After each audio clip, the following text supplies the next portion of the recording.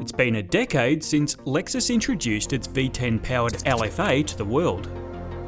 The carbon fibre coupe stunned critics and enthusiasts alike with its effortless performance and beautifully balanced handling, and with just 500 produced globally, has gone on to become a true collector's item. It's a car that began Lexus's sporting F brand, a brand that has since become the level of Mercedes-AMG, BMW M and Audi Sport in every measure. And this is Lexus' latest F-Line effort, the limited edition RCF Track Edition. And this week, we get to drive it back to back with the legendary LFA supercar. It's been almost 20 years since Lexus gave the LFA project the green light. Originally sculpted from aluminium, the LFA was almost ready for production when Lexus aborted the mission and began again in carbon fibre. It was another 4 years before the LFA as we know it made its public debut. The V10-powered supercar earning instant acclaim as a truly worthy rival to the likes of the Lamborghini Gallardo, Ferrari F430 and Porsche Carrera GT. Lexus had created its first true supercar, and both hardened critics and race drivers alike agreed that the LFA was as good as it gets. Fast, balanced, beautiful, and with a soundtrack that has to be heard to be believed. The LFA began a new era for Lexus, bringing its F brand to fruition and eventually inspiring its very first track-focused supercoupe, the RF Track Edition. Lexus introduced the RCF Track Edition at the Detroit Motor Show earlier this year, the same venue they chose to release the original aluminium LFA back in 2005. A challenger to the BMW M4 and Mercedes-AMG C63 Coupe, the RCF Track Edition honed Lexus's hard-charging 5-litre V8 coupe.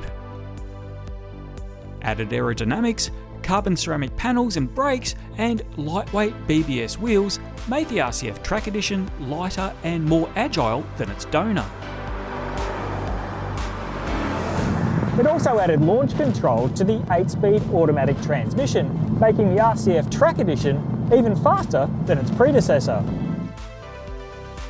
The LFA and RCF Track Edition might seem like an odd pairing on the open road.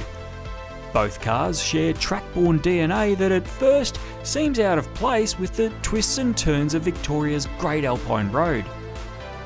But it's the quality and breadth of ability in the design of both of these cars that lives up to Lexus's original promise of a performance car accessible to drivers of all skill levels and on all kinds of roads. This pair might be separated by a few years and quite a lot of dollars, but their family ties are undeniable. Driving the Great Alpine Road with its challenging twists and turns and quick elevation changes shows a flexibility in not only the car's dynamics, but an elasticity many turbocharged rivals simply can't match.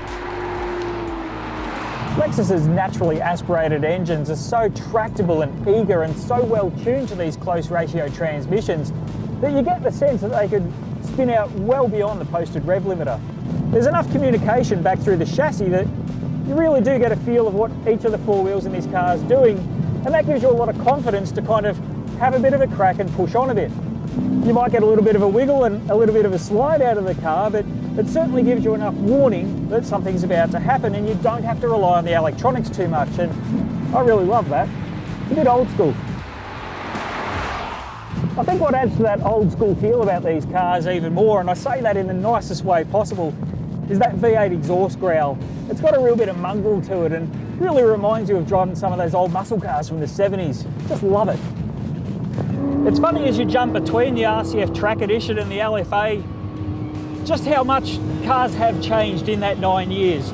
There's certainly a lot more assistance about the pedals, a lot more assistance in the steering, and the traction control systems have become a lot more telepathic.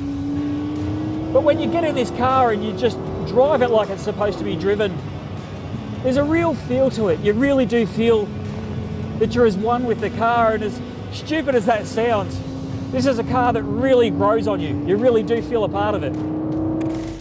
Lexus only ever sold 10 examples of the LFA in Australia and says it expects to sell the same numbers of the RCF Track Edition. They're not in the same league, of course, and we don't expect the RCF Track Edition to be worth anything like the LFA in years to come, but it does show the F brand is continuing to evolve, while at the same time staying true to its bloodline. And we think that bodes well for the future of this exciting sporting brand. Let's hope there's another one of these in the not too distant future.